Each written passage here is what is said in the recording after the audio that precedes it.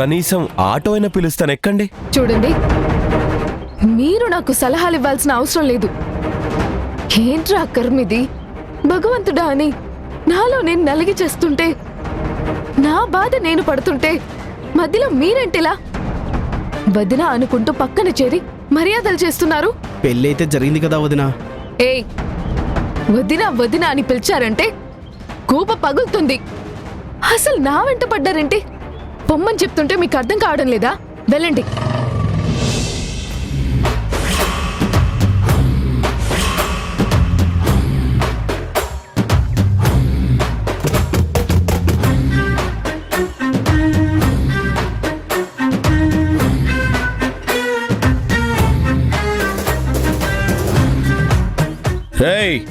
ఇక్కడేం చేస్తున్నారో? అయినా ఆవిడతో మీకేం పర్రా? ఏం మాట్లాడుతున్నారో? వదినని బాగా చూసుకుంటున్నామన్నా. ఎండలో పడి నడిచొస్తుంటే ఇదిగో నేనేమో కొబ్బరి బొండ పట్టుకొచ్చాను, వీడేమో గొడుగు పట్టుకొచ్చాడు. ఎంతైనా వదిన కదన్నా.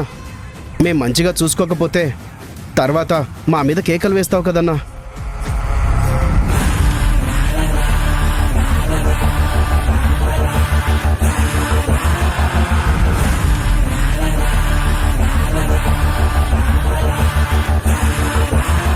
ఏంట్రా వదినా అని మాట్లాడుతున్నారు? నేనేమైనా కావాలని కోరుకుని ఇష్టపడి తన మెడలో తాళి కట్టానా? మోసపోయాను. బోల్తా కొట్టించి మరీ తాళి కట్టించుకుందే. ఆహా, నువ్వో పెద్ద హీరోవి. నిన్ను నేను ప్రేమించి నీ మీద ఇష్టంతో ముసుగేసుకొని మోసం చేసి నీతో తాళి కట్టించుకున్నా. నీలాంటి దుర్మార్గుడి చేతిలో అభం శుభం తెలియని ఒక అమ్మాయి జీవితం నాశనం కాకూడదని నేను ఆ ప్లేస్లోకి వచ్చి తనని కాపాడి నా బతుకు నాశనం చేసుకున్నాను. ఏయ్, బలయ్యా బలయ్యా అని మాట్లాడుతున్నావు. నీ బతుకు కాదు, నా బతుకు నాశనం చేశావు. మీరంతా కూడబలుక్కొని నన్ను మెంటల్లోని చేశారు. బకరాని చేయడానికి నేనే దొరికానే మీకు? అస్సలు జరిగిన దాన్ని పెళ్ళని నేననుకోవట్లేదు, దరిద్రం అనుకుంటున్నాను. అన్నా, వదిన్నలా తిట్టకన్నా. మరీ రోడ్డు మీద నలుగురు చూస్తే ఏమనుకుంటా? మళ్ళీ వదిన గిదిన అన్నావంటే మాడు పగిలిపోతుంది. ఇంకొకసారి వీడిని వరుస పెట్టి పిలిచినా నాకు పెళ్ళామని అన్నా మీకు మామూలుగా ఉండదు రాయ్. చిచ్చి, రోడ్డు మీద ఈ న్యూసెన్స్ ఏంటి? వెళ్ళు. ఇప్పుడు కాలేజీకి వెళ్ళు. తరువాత నా లైఫ్లో నుంచి వెళ్ళిపో. పలానైనా నా మెడలో తాళి కట్టాడని ఎక్కడా ఎవరికీ చెప్పకో. నేను తల దించుకోవాల్సి వస్తుంది. ఇక చెప్పుకోక నీ గురించే చెప్పుకోవాలి. నువ్వు నాకు తాళి కట్టావని చెప్పుకోవడం కంటే ఏ బండి కిందైనా పడి చావడం నయం.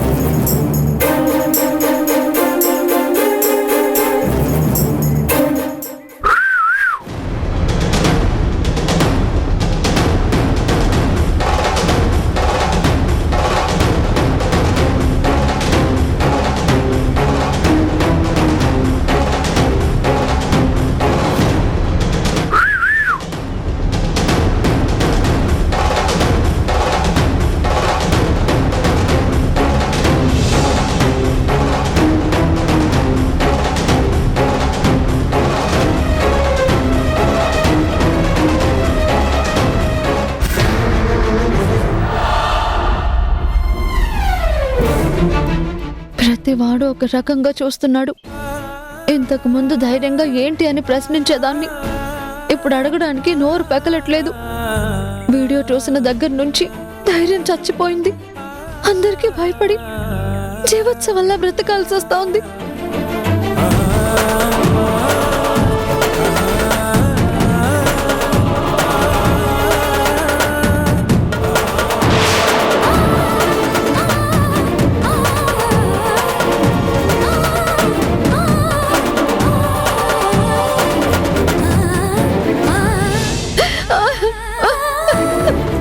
ధరణి ధరణి ఏమైంది ధరణి? ఎందుకిలా ప్రతి చిన్నదానికి ఏడుస్తావు? ఏడ్చెచ్చి నీ కళ్ళు ఎలా అయిపోయాయి చూడు. నువ్వు ఇలా బాధపడుతుంటే నేను తట్టుకోగలనా? నీ బాధ నా బాధ కాదా? నీకంటే ఎక్కువ నేను బాధపడుతున్నాను ధరణి. నీ విచారం నా విచారం, నీ కన్నీళ్ళు నా కన్నీళ్ళు. నువ్వు వేరే ఎవరో కాదు ధరణి, నాలో ఉన్నావు, నా లైఫ్లో ఉన్నావు. ఆ మాటలన్నీ పక్కన పెట్టు ధీరజ్. నాకు ఇప్పుడు ఆ మాటలన్నీ వినబడ్డం లేదు, వినిపించుకోవాలని అనిపించడం లేదు. ఏదో తెలియని భయం గుండె దడదడ కొట్టుకుంటుంది. ఆ వీడియో తలుచుకుంటేనే భయం వేస్తుంది. అది ఏ క్షణాన్ని ఎవరి కంట పడుతుందా? ఎవరు నన్ను అసహ్యంగా చూస్తారా? నా క్యారెక్టర్ని తప్పుగా అంచనా వేసి అసహ్యించుకుంటారని బాధపడుతున్నాను. అందులో ఆ వీడియో గురించి నాన్నకి తెలిసినా ఎలా ఉంటుందో ఒక్కసారి ఆలోచించు. నన్ను సహిస్తారా? దగ్గరికి రానిస్తారా? అందులోనూ ఆ వీడియో గురించి నాన్నకి తెలిసినా, నా కన్న తల్లిదండ్రులకు తెలిసినా ఎలా ఉంటుందో ఒక్కసారి ఆలోచించు.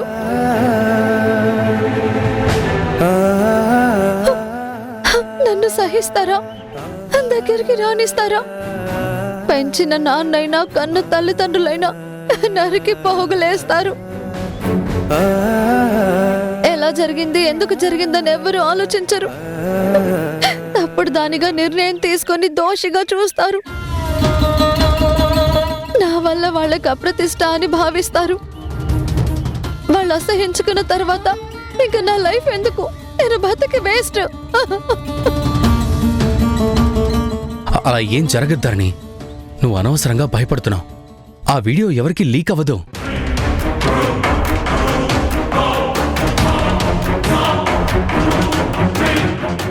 లీక్ అవ్వదా? నువ్వెలా అంత కాన్ఫిడెంట్ గా చెప్తున్నావు? ఎవరో తెలియని వ్యక్తి పర్సనల్ వీడియో తీస్తే బ్లాక్మెయిల్ చేస్తారు కదా. అక్కడి నుంచి ఎలాంటి డిమాండ్ లేదు. బ్లాక్మెయిల్ చేయట్లేదంటే నాకేదో డౌట్ గానే ఉంది.